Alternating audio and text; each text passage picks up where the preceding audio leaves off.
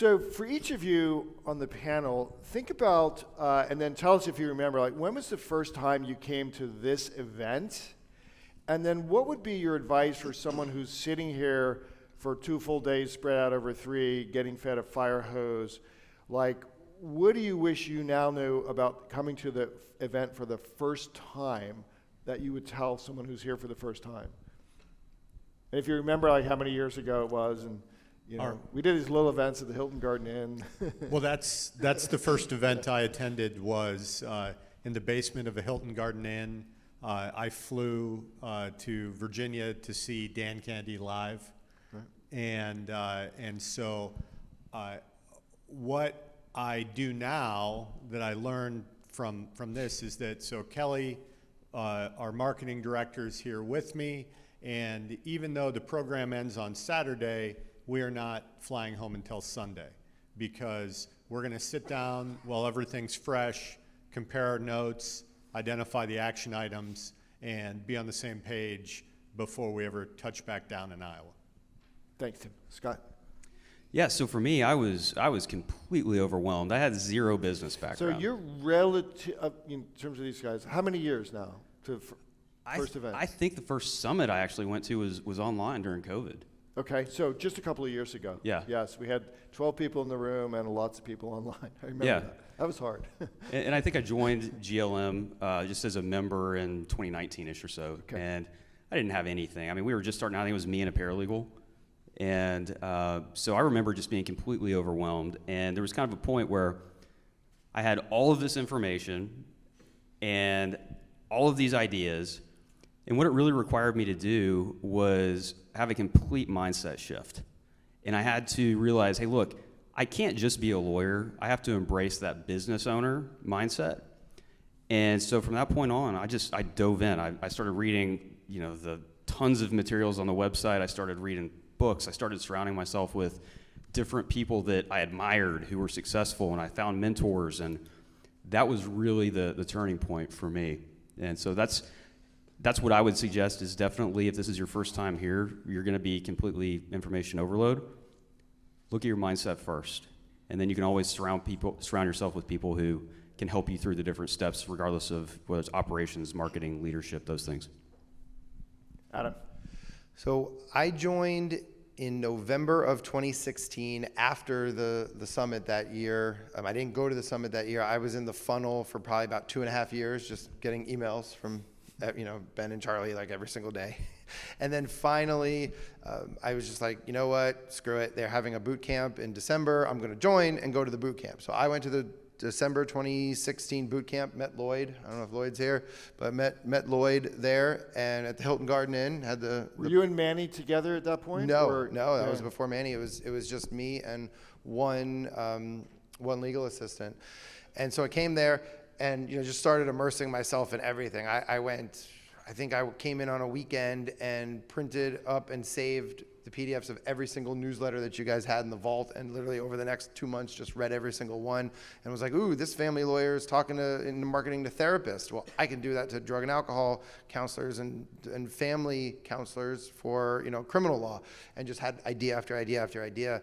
And then my first summit was 2017, October, and been coming ever since. And I think I joined the Accelerated or Mastermind back then in 2019. Awesome. So, yeah. Stephen, can you remember? I think my first one was about 2013, but I do remember that I think the invitations were on like mimeographed paper. You probably were. It was. I do remember it's those. It's a lot simpler world back then. If some people may not even know what mimeograph means in the audience, so I will tell you one thing. I will confess. I've been coming here for 11 years. I'm in the mastermind group, and I'm already overloaded just from this. So if you think if it's your first time that you're overloaded, every time we have a meeting, I am overloaded. And I think the best thing to do is to really pick out just 1 or 2 things that you feel you need. I mean, I still do the basic. Like when you were talking about in the beginning, the first meetings were talking about the yellow pages. I'm still using the stuff that I learned probably 10 years ago, and not high tech. Like the basics of, I do a printed newsletter and I wrote a book. I would say, take in the information, maybe talk with people and maybe people at your firm, and then say, what's the number one or two thing we really need to work on? So when I first came and joined, I already had a pretty decent practice. And what I got most out of this was the mindset shift, not only of what you were talking about, of being a businessman, but I just remember I still remember like yesterday when Ben said, you have permission to put yourself first before your clients and before your employees, and to build the practice around what you want your lifestyle to be.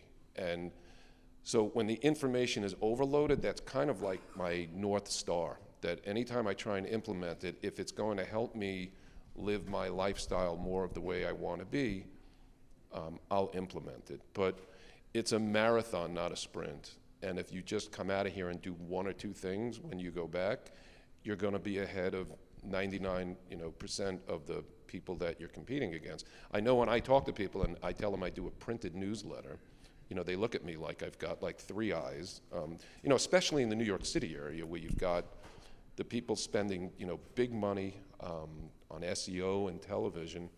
And for me, I always feel, I can't compete with those people.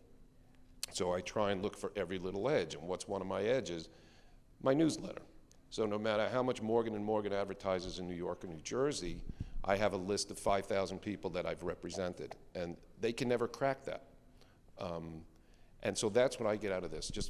I use most of the simple stuff, especially like when the people start talking about the SEO and all that stuff, I kind of tune out because I have no idea what the hell they're talking about.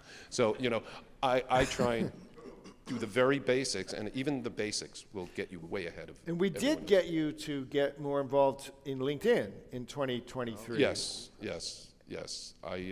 Right. I had no social media presence for my firm, and there's a lot of people who put out a lot of great stuff in the room on LinkedIn.